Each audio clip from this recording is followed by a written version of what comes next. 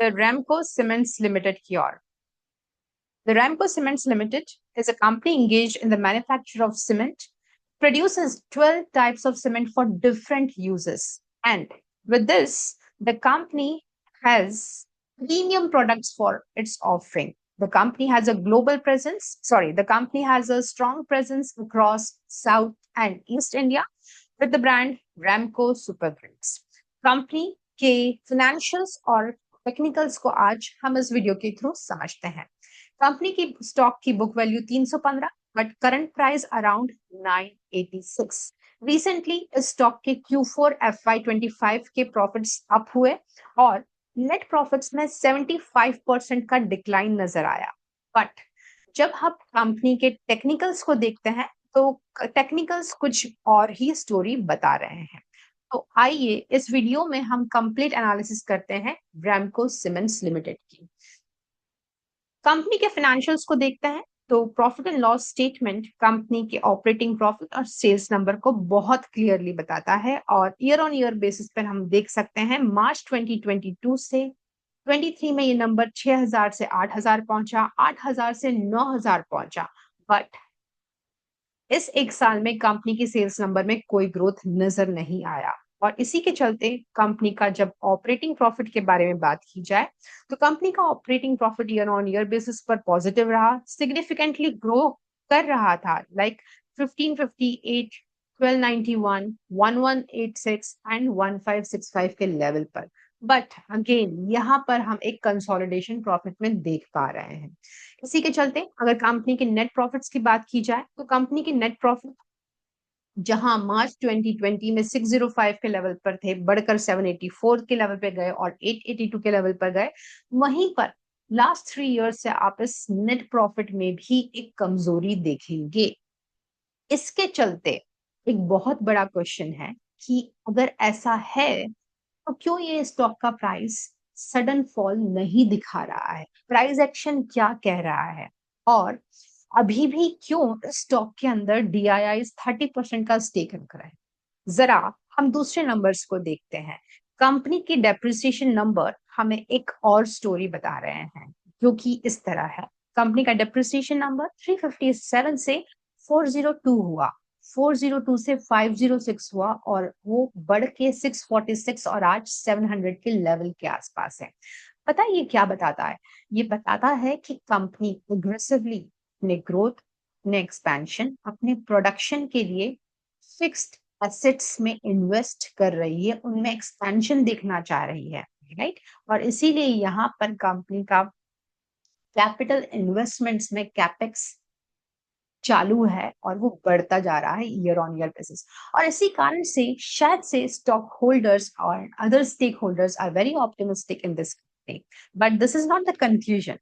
Balance sheet बताती है कि कंपनी की स्टार्टिंग 24 करोड़ की इक्विटी से हुई। चलते चलते कंपनी ने अच्छा खासा रिजर्व्स बनाया over a period of time और ये रिजर्व्स मार्च 2021, 22 और 23 में बहुत ही अच्छी तरीके से ग्रो किया। 5700 के लेवल से 6595, 6837 के लेवल पर। And when we talk about the recent 2 years, almost March 2025 में ये नंबर स्टेबल ही रहा, कोई ऐसा इजाफा यहाँ नहीं देखा गया। इसी के चलते अगर आप फिक्स एसेट्स के नंबर को देखेंगे तो आप डेप्रिसिएशन को यहाँ कनेक्ट कर पाएंगे। मार्च 2021, मार्च 2022 और मार्च 2023 में जरा कंपनी के फिक्स एसेट्स की ओर निगाह डाली। 7,700 से 10,000 करोड़ और अब 12,000 करोड़ के आसपास कंपनी के फिक्स्ड एसेट्स बैठे हुए हैं बुक्स ऑफ अकाउंट्स में। सोचिए किस तरह का प्रोडक्शन, किस तरह का एक्सपेंशन कंपनी प्लान कर रही है।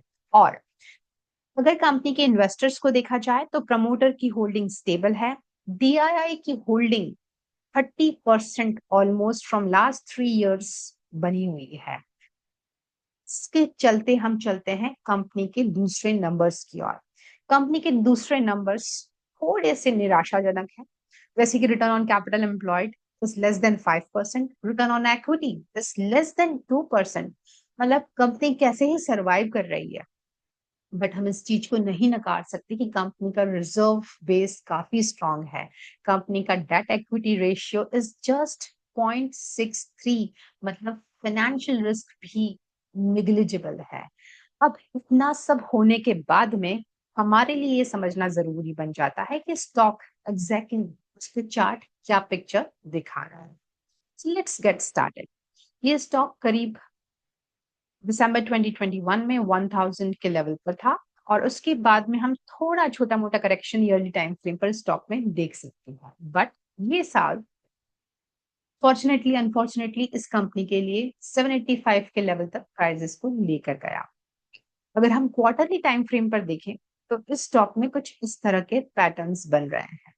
कंपनी ने हाफ ईयरली टाइम फ्रेम पर सप्लाई जोन बनाया है, और हाफ ईयरली टाइम फ्रेम पर सप्लाई जोन बनाने के बाद में कंपनी ने हाफ ईयरली के टाइम फ्रेम पर डिमांड जोन भी बनाया है।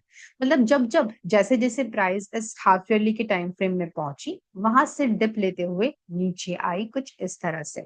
जब जब हाफ ईयरली का सपोर्ट मिला, प्राइस वापस ऊपर की ओर जाने लगी, और ये हाई टाइम फ्रेम को टच करती है जैसे ही सप्लाई जोन की, वहीं वापस से एक सिग्निफिकेंट सेलिंग हम ऑब्जर्व कर रहे हैं।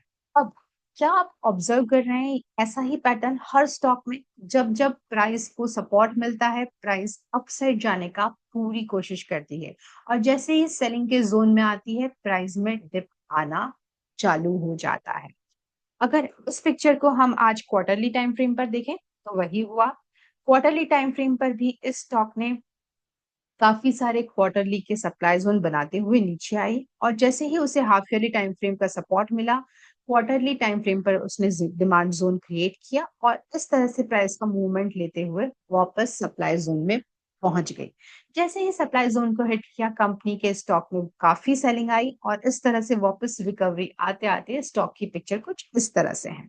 अब मैं आपको ये सब स्टोरी क्यों बता रही हूँ? ये स्टोरी बताने का सिंपल रीजन है, आपको किसी भी स्टॉक में बाय या सेल की पोजीशन को करंट मार्केट प्राइस पर नहीं लेना है। सेबी आपको डेफिनेटली कहता है कि आप करंट मार्केट प्राइस पे कोई भी एक्शन न लें, अपनी स्टडी करें, और वही चीज मैं आपको बोल रही हूँ। यहाँ हम क्लियरली देख रहे हैं कि इस स्टॉक में एक अप ट्रेंड देखते हुए हमने देखा कि स्टॉक 1100 के लेवल पे गया, उसने सप्लाई जोन बनाया, और जैसे ही सप्लाई जोन बना, कंपनी के स्टॉक में शार्प सेलिंग होना चालू हुई।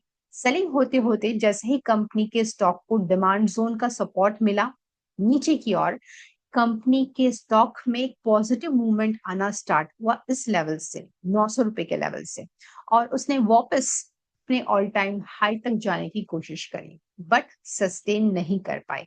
वापस प्राइस गिर के इसी 900 के लेवल पर आई।